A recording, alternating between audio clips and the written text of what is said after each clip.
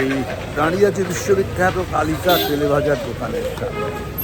দেখুন সন্ধে এখন প্রায় 7:10, আমরা সব কিছু শেষ পর্যায়ে দেখালেও কি আর, আমরা কিন্তু ঘুরে দেখাই আপনাদের সাথে কী আছে। দেখুন এই কালিকা বিখ্যাত আমাদের তেলেভাজার দোকান, শিয়ালদা কলেজ স্ট্রিট থেকে।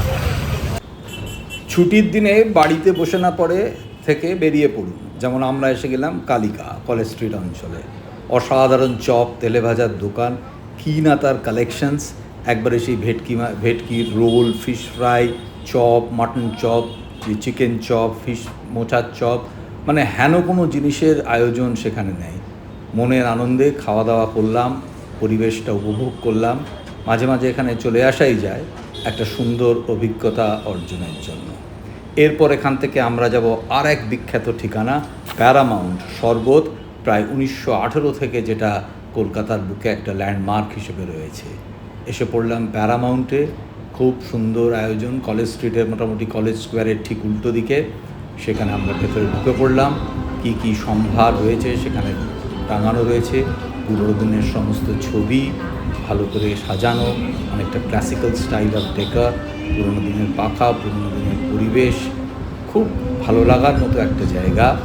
এরপরে একে একে আমরা দেখতে পাবো কী কী আছে। অসাধারণ সব শরবতের কালেকশন আমাদের রয়েছে, প্যাশন ফ্রুট, কোকো মালাই, তারপরে ম্যাঙ্গো মালাই, কেসার মালাই আপনি পাবেন।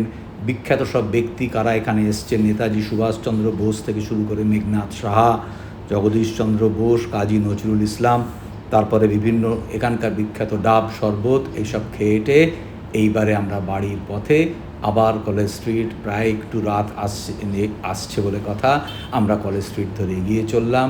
বইয়ের দোকান কিছু কিছু খোলা আছে, আঁকা ইত্যাদি সরঞ্জাম রয়েছে সামনে, একটু একটু করে দোকান বন্ধও হচ্ছে। এই আমরা এসে পড়লাম মহাবোধি সোসাইটির সামনে।